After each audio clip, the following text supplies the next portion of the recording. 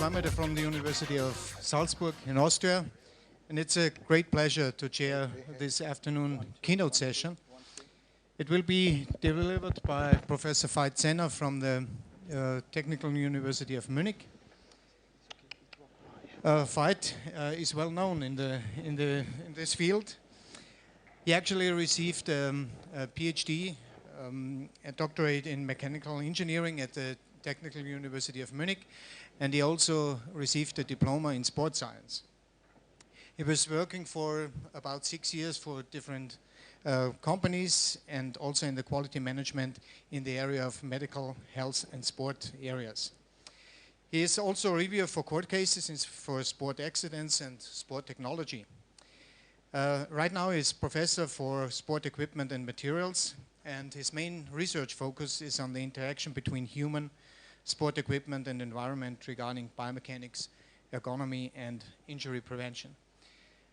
Outside it's about 37 degrees, so it's a good occasion to talk about winter sports. And so this is to announce the topic of this presentation. It's on methodological challenges for biomechanical approaches in snow sports. We're looking forward to a great talk. Okay. Thank you, Herman. Good afternoon, everyone. Bonjour, messieurs, dames. Je remercie pour cette gentille invitation en France, mais je continue en anglais. Nous n'avons pas le temps pour mes français.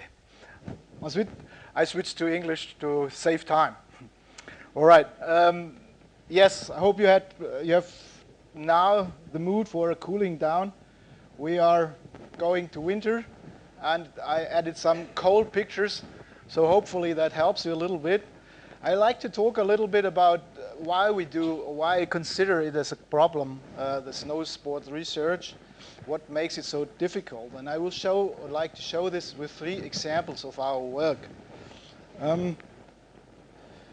Why snow sports? If you look at this map, it shows that in about 60 countries of this world, snow sports is practiced. And maybe due to the climate change, maybe the countries will be here in the future, where the high mountains are, so in China and India and all those mountains, who knows. So it's a big deal. And a total of approximately 400 million people are performing winter sports. And this sums up to approximately 320 to 350 million skier days per year. So if we come to injury and problems in this field, you can count those 320 million skier days with an injury incidence rate of 1.9 to 3.5, depending on the literature. So this sums up to almost 1 million snow sport injuries which occur worldwide. So this is definitely a target. So what makes it so difficult to access this type of research in this sport? Certainly we have challenging environmental conditions, weather and temperature and altitude. And of course we have a difficult communication between researchers. One is in the below, one is on the top level of the mountains, and you have to use chairlifts and things like that. But there's also a problem with you need to wear ski wear. So the classical motion analysis, marker-based motion analysis, is rather difficult. More delicate is the extremely large observation space. We just want to have a full skiing motion followed maybe on a whole run. So you can imagine the observation space being more than 1 or 2 kilometers. Then we have a lot of additional external forces in this type of sports, centripetal forces, downhill slope force, air friction. And interesting, the ski or the snowboard extends the length of the foot by factor 5, and that makes, of course, that the point of force application might be very different to the point of force application to any other sport. The foot is coupled with 0 degrees of freedom to the sport equipment, which is a special issue as well. So we have 6 components introducing into the human body, which is not the case for running, for any type of track and field. And of course we have inertia due to accelerations, decelerations, which might be severe. And vibrations, oscillations, so everything all to put together makes it rather complicated, and answers the question how difficult or it's almost impossible to bring skiing or snowboarding to a lab. It's impossible to simulate these typical environmental conditions used for research. So my first example is a problem which comes from biomechanics, a pure problem, hip joint loads for different skiing maneuvers. That has been shown this year, not so long ago, in Cortina at the ISBS conference. And it's, of course, basing on the observation that we have an increasing number of total hip replacements in at least the top economic countries. So we have 200 to 280 hip replacements at a population of 100,000. So that sums up to a quite high number of these type of operations. The patients regain full mobility in most cases, and they want to go back to sports. We also support people who are not so much eager into sports to do it, because that supports the healing process and, of course, improves their muscular contribution for further protection in the future. So, on the other hand, skiing may produce, as I have shown, high dynamic forces, and this may result in significant loading of the hip joint compared to regular daily activities. So that raises the question, is alpine skiing a recommendable sport for people with total hip replacement? The study overview, it's rather simple. It's a kinematics combined with full motion capturing using MIUs, ankle joint measurements with goniometers. We included the external forces and loads with a 6 degree of the dynamometer. We used differential GPS, and from this we performed inverse dynamics to calculate the hip reaction loads. In one case we also collected EMG data in order to calculate or at least have an observation of what happens from the muscle state. Our subject was a skier with total hip replacements on bilaterally. Age of 50, he was an excellent skier, former participant of the German ski instructors demo team. The technology we used is X-Sense technology from Netherlands with 17 inertia measurement units. This is the binding dynamometer we have been using. It's custom built. It's 6 degrees of freedom. And the main feature is that it avoids any constrained forces. Therefore, we can calculate, look inside. It's a rather complex structure inside. But by having this type of design, we are able to calculate the point of force application. So these are the formulas, which are, if you look closely, not so difficult to understand. And as it is a full statically determined system, you can calculate these two parameters, AX, AY, showing the point of force application. The goniometer was used additionally because there were some slight problems with the ankle angle in skiing. This may be due to higher accelerations at the foot compared to other sport activities. So we were able to correct a little for these inaccuracies. Differential GPS was also used. That was a very sophisticated system with a resolution over the entire field with 1 centimeters by 2 centimeters. As you can see here, he's wearing the antenna in the backpack, and so he was fully equipped, and you can imagine how long that's gonna take to get a person fully equipped with all these different type of transducers. This is an example run which shows a little bit the interesting point of force application, because this is definitely a difference to pressure measurements which have been performed for many years in the ski boot with insoles. As you can see that the point of force application, of course, as he's standing, is still in the center and could maybe be measured, but sometimes if he goes back and forth or now on the run, you can see how the point of force application changes to the edge of the ski, and of course back and forth relative to the central position. So the skier performing different type of maneuvers long turn, short turn, drifted short turn, snow plow turn, straight snow plow, and skating steps. Okay. Some results. These are differential GPS data from taken, so it's a pretty flat, moderate slope. This is the slope angle, which you can see. According to the standards, it would be rated as an easy or moderate run. And these are typical binding forces for the vertical component. If you can see here, this was the sink event. Then he was waiting to start. Then we do short turns, just some seconds. These were the drifted medium turn, plow, skating steps, interesting high vertical forces, and at the end a straight plow following the easy terrain. So typical measurements, and if you calculate, for instance, the moment, mx is the edging moment, important for skiers, you can see with one view that there are big differences between long turn and short turn with the magnitude and also with the timing. The 3D motion I will just start it because it's running too slow, not the whole run. So that was the initial motion which we use for synchronizing the videotaping with the data collection. So this is the very beginning of that skier. And so is continuously we using the data, and by using that method we can follow the entire motion from the very beginning to the end of the run. Okay, these are the long turns. And I think we should stop it because it runs too long.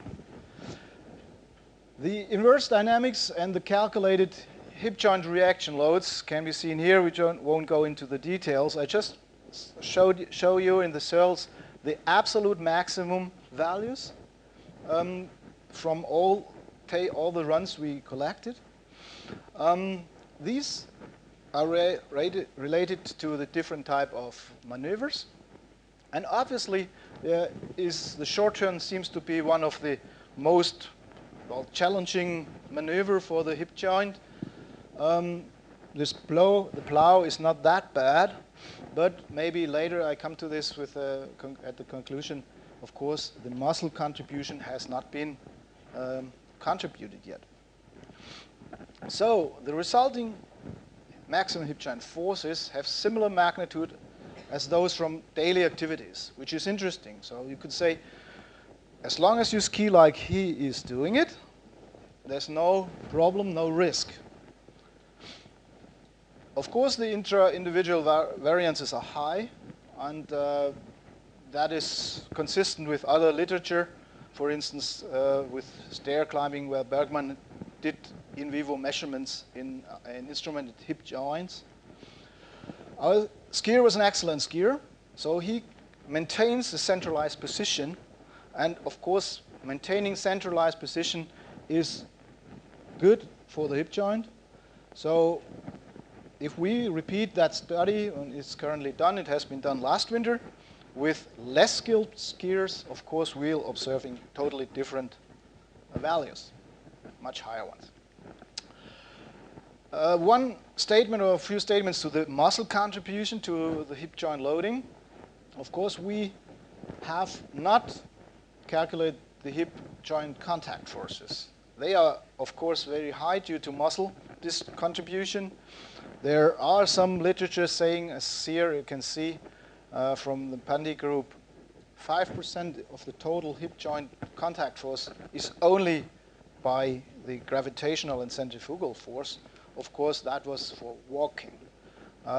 So we are currently looking at the EMG data, which has also been collected. In the this year study, it has been fully collected for all the runs. And as you can see here, this is EMG data from that one run we have been looking at. And this is normalized to a regular gait analysis, to the mean of a regular gait.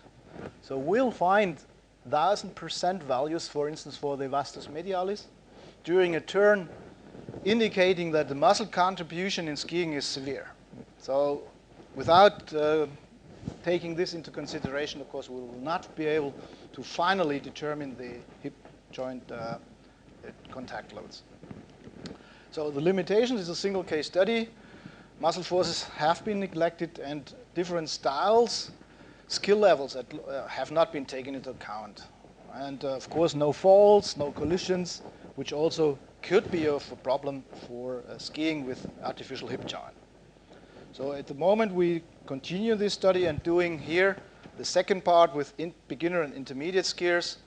And of course, we use the data and to do a forward dynamics, which should be finished by the end of this year in order to calculate the resultant hip contact forces. So that was the team. Matej Supej, one professor from Ljubljana University, helped a lot with doing the motion analysis. And this was a very nice teamwork altogether. All right, so I'm still in time? Yeah. So the second example, it's to show that there are different methods. We had now a field study combined with some modeling.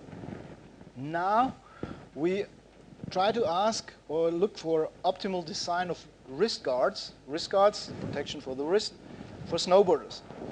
And in this case, we had lab experiments, we had multi-body modeling, we had a finite element modeling combined.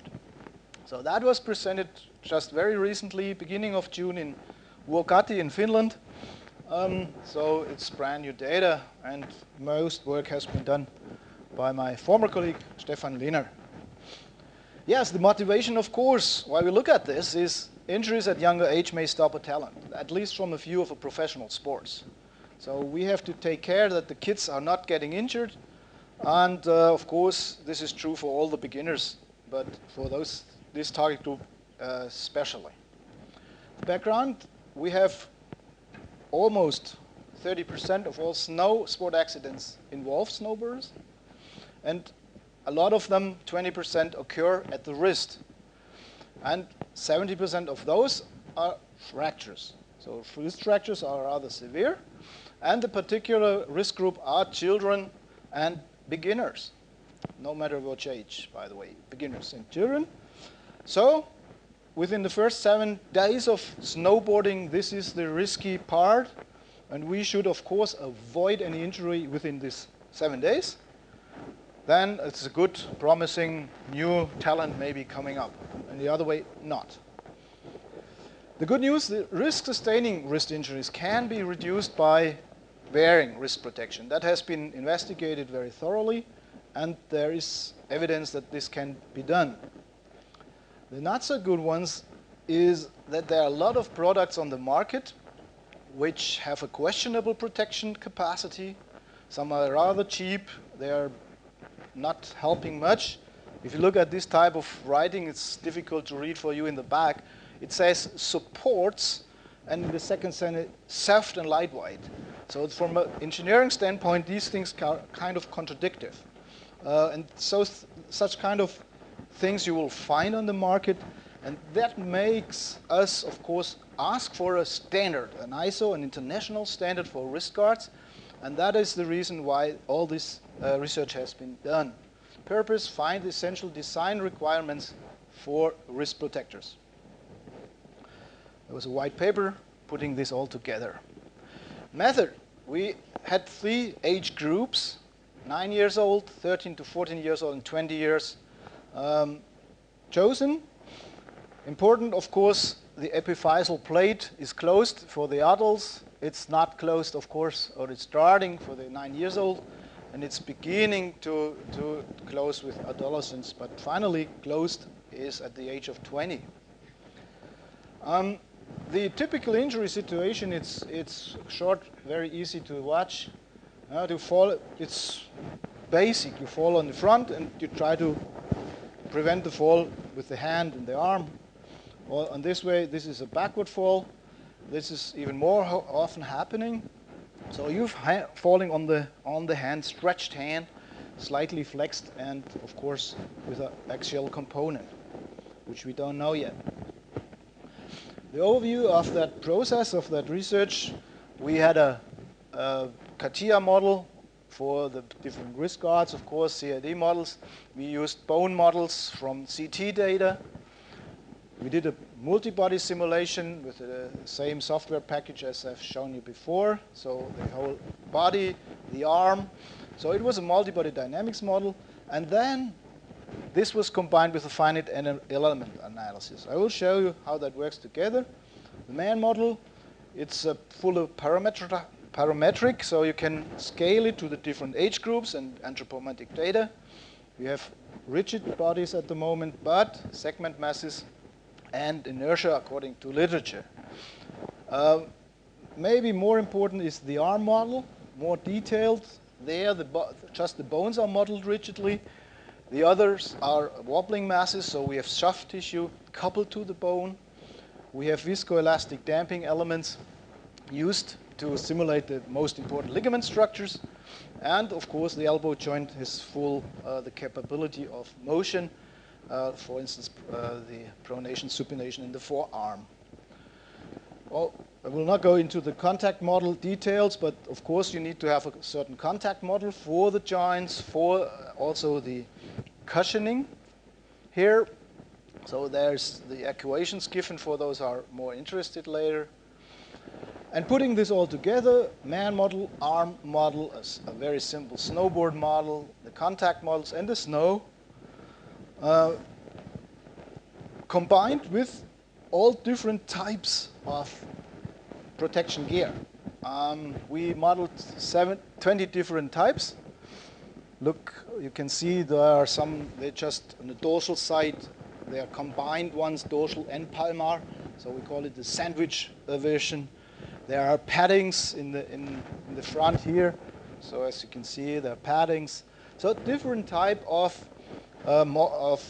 protection gear has been described and combined with this arm model.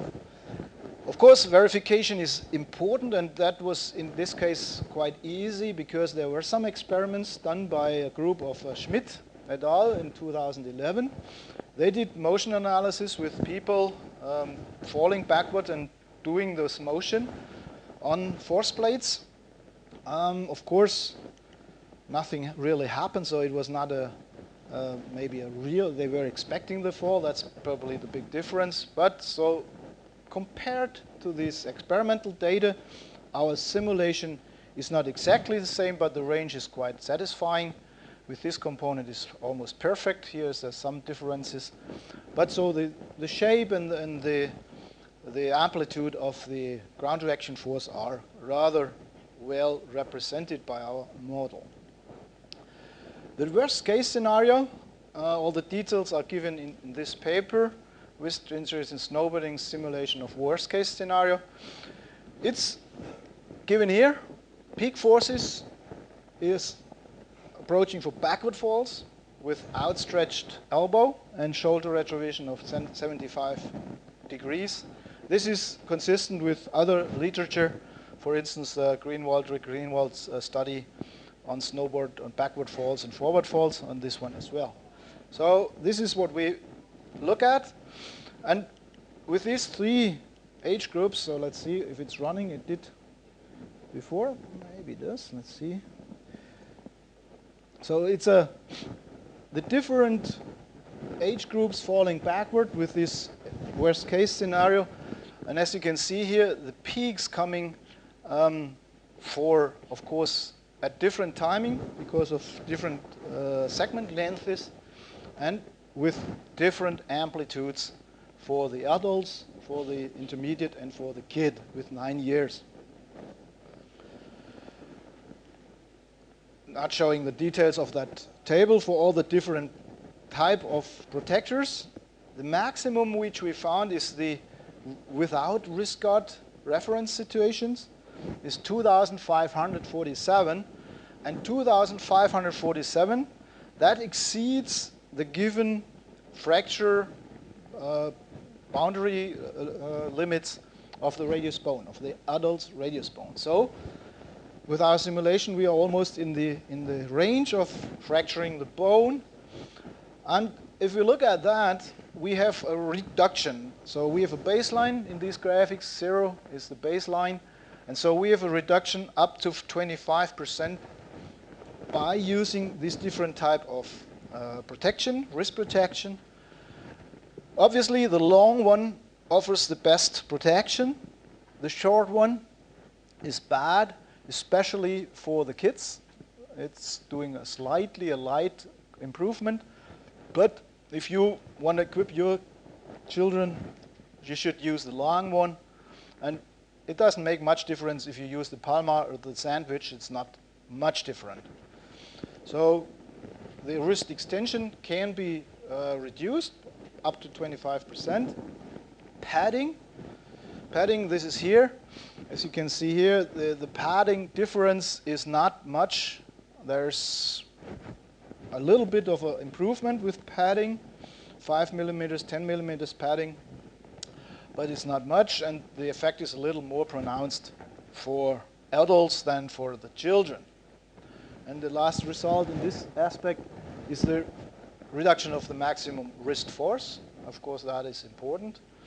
And here as well, maybe I go back, the short version for the kids is not offering adequate protection. For the adults, it does, which is interesting. So what does that mean for the bone? This is probably more important. So we did a finite element analysis of the radius bone, and all those integrated steps of our forward simulation model are put into the ANSYS model in order to, for each time step, calculate the resulting stress and strain in the bone. The validation of this, easy, we are, with our radius bone, within 2 given values from Varga et al. He did a finite element model of the radius and also experiments. So we are within our FE model is okay.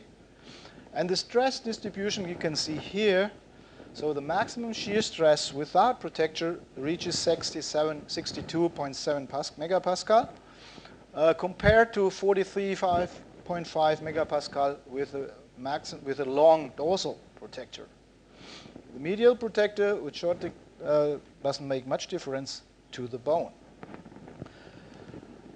The ultimate stress in cortical bone is in a range of 453. So here we are exceed that limit slightly. Here we are clearly below that limit. So the dorsal protector seems to have enough protection capacity.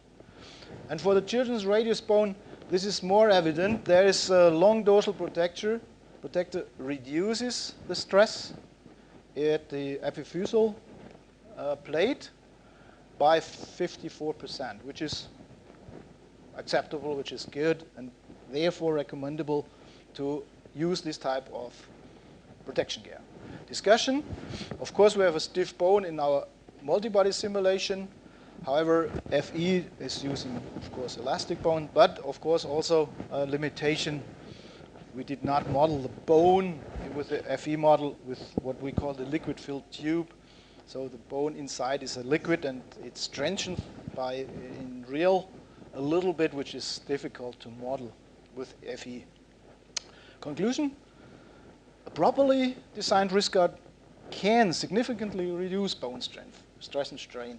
And we have identified the important parameters which can now be implemented in a standard which is currently being done. Yeah, that sounds good. Towards the development of a mechatronic binding. This is my baby, but I have to keep it short, I know. So the mechatronic ski binding.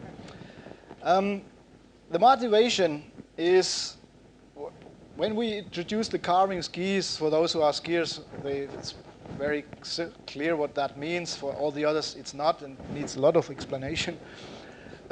We had a slight decrease of injuries, and but still, the injury rate for the knee is high, and it has not decreased as we would like it. So if we use the injury incidence figure given by the US publications and used in Europe as well, here in France, Laporte, Binet, and Constant, they are the researchers in France for doing this type of research. MDBI says mean days between injuries, and the bigger the number, the better, of course. With 3,000 days between an ACL injury and the numbers we have seen at the very beginning of my presentation, we will have 100,000 injured ACLs per year, just in snow sports. This is quite a huge number of injuries. The same, by the way, is true for alpine ski racing, which we do not consider here at the moment, but also there, the knee is the problem zone, with 37% of all injuries happening to the knee. So the question, of course, we can fly to the moon, but why can't we protect the knee? The answer is, since the early 80s, the ski bindings haven't changed their basic design. And when they were developed in the 80s, they were developed to protect the bone, the tibia bone. And as we can see in the statistics, the tibia bone is only a 5% injury rate of all injuries. These bindings are doing a good job. You cannot go for that. Let's ignore it. It's fine. The US group around Sheely, Jake Sheely and Carol Attling and Johnson, they have applied the principles of what we call the signal detection theory. Because in skiing, you always have to find a compromise between inadvertent release, the ski binding opens and it shouldn't, and opening in an injury situation. So if it opens too quickly, it doesn't help us because we will have an injury at the succeeding fall. So from their study, they draw the conclusion that the balance between the two failure modes, inadvertent release and non-release, appears to be nearly at an optimal point at the moment, and therefore the bindings are doing a great job. We shouldn't change them. So what to do? We performed a literature study and expert panels over many years. This was financed by BFU to provide the knowledge from the current and past injury epidemiology and to find out what could we do on a technological standpoint to improve the situation. This review, well, lists more than 230 scientific papers and all the patents and international standards. Took a lot of my work time, and some condensed result has been published at the Journal of Sports Engineering of Springer. There is a long report available, unfortunately only in German with 170 pages, and a knowledge base, which is a condensed summary with 48 pages in English. The expert panel was done in the Congress in Bariloche in Argentina with several experts asking about their opinion how to improve ski bindings. The conclusion of that is ski bindings are needed with release values that are set or lowered by different factors: gender, age, skiing speed, knee angle velocity, muscular contribution, both muscle group, of course, hamstrings and the quad muscles. All these things should be considered, and this, of course, can only be achieved by a mechatronic ski binding concept. A pure mechanical concept, as our bindings are today, would not be able to consider these type of biological or biomechanical parameters. Interesting is that since the early 60s, they started to think about mechatronic ski bindings. There are, in the mid-70s, patents applied for mechatronic ski bindings. 3 of them you can see here. 1975, 1982, the late one, 1994. But all those patents are now gone. 20 years is the protection time for any solution. So you are free to build a binding like that now. Do it. So the development task, of course, is with these several possible solutions now, they all may have the potential to reduce the risk of knee injuries. We need a valid and reproducible method to develop the necessary release algorithms. That is the problem, not the technology. And to quantify the load-reducing effect to the knee joint. So there were many approaches in the past doing that. For instance, in vivo, knee loading. I am not sure if we could repeat these type of measurements today. they had to stop a bottom when it was hurting. So, wow. Hopefully uncritical loading conditions only. Others, like knee brace surrogates, there's one available in a group in Berlin. They're doing brace testing with this type of surrogate. So they have inflatable muscle tubes, they have a soft tissue layer. However, there's no knee joint in between the two segments and no muscle stabilization. So this doesn't help us. Of course, we have mathematical modeling. There's one guy here from France. He's doing a great job. He even submitted a patent on a device called KneeMax. He did some evaluation with the help of mathematical models. Good, well done, Pierre Gugnon. The interaction with the soft tissue, however, was not. Model is very difficult, and the muscle stabilization effect with finite element modeling is also very difficult to realize. So other thing, cadaver studies, that was my group. When we did it in 2000, very early.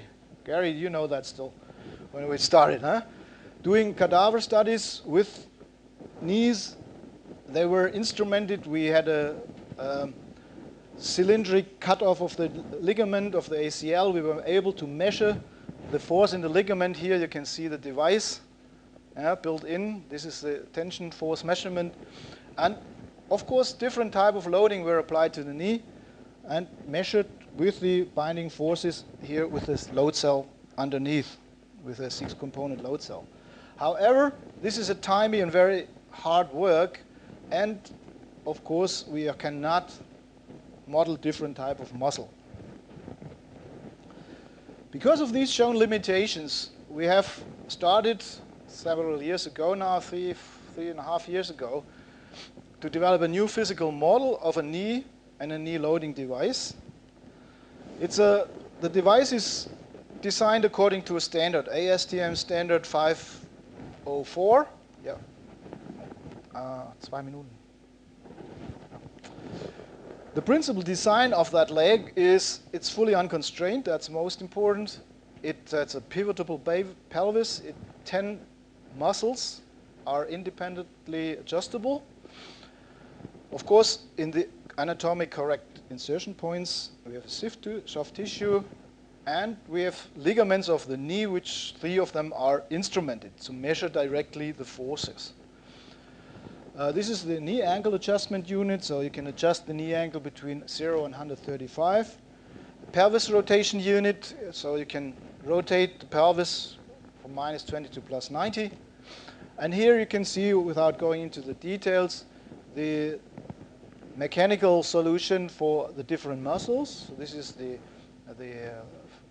extensor muscle group, muscle pulley strings, all equipped with load sensors in order to measure independently the muscle force applied to the system. These are the muscles originating at the hip. They are, of course, fixed to the pelvis rotation unit, and these are the point and joint surfaces. The artificial ligaments are also equipped with elastic fibers, so we can measure the elongation of these ligaments. But more important is the measurement units with strain gauges, so we can measure directly the tension force in the ligament directly. So it was rather delicate, of course, to build these sensors into the knee, which you can see here on the CAD drawing. And this is what came out. So this was the entire frame, the knee and the leg upside down, so you can see the ski here. And at the moment, we are performing all the evaluation and sensitivity measurements, especially comparing the resulting stiffness of our artificial knee to human stiffness. So this has been done here with the subjects, comparing the stiffness of our knee joint and those from, well, real subjects with and without muscle contraction. It was also applied to evaluate a new type of brace for ski racing. That ski brace has been presented at the conference, Congress Science and Skiing. That brace has been developed by a huge group of scientists, and we use our device to evaluate the mechanical stabilization effect of this type of new knee brace. Don't have the time to go into those details. But it was used, and interesting, it was officially permitted by FIS, which is interesting. So Stefan Luitz, he was using the knee brace in racing, and he succeeded well after ACL rupture several months later. So hopefully these braces and new devices can be evaluated.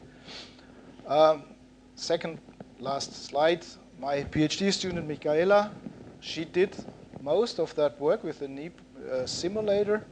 She submitted her PhD thesis and is going to submit a present publication as well. So final remark. The 3 presented research projects hopefully did illustrate the wide range of methods we have to apply for research in skiing and snowboarding. Of course, there are other sports with similar difficult conditions. I mean, swimming or something like that is extremely difficult, ski jumping, and many others. And this is just to show a transfer possibility of several methods to these other sports. I hope that has been done well enough and almost in time. Okay? Thank you very much.